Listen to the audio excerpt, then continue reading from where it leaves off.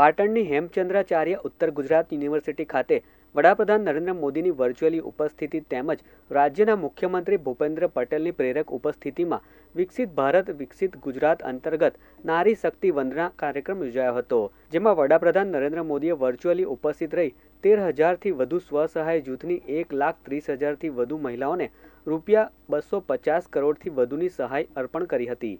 આ સાથે જ મુખ્યમંત્રી ભૂપેન્દ્ર પટેલના હસ્તે સ્વસહાય જૂથ મંડળની બહેનોને ચેક અર્પણ કરવામાં આવ્યા હતા।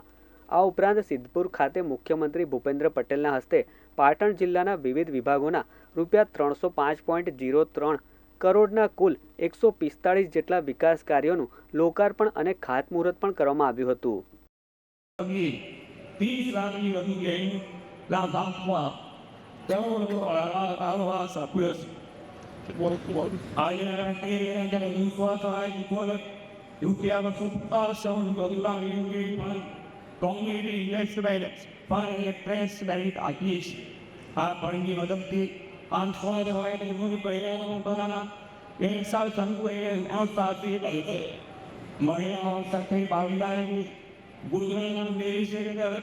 દુનિયાની સૌથી મોટી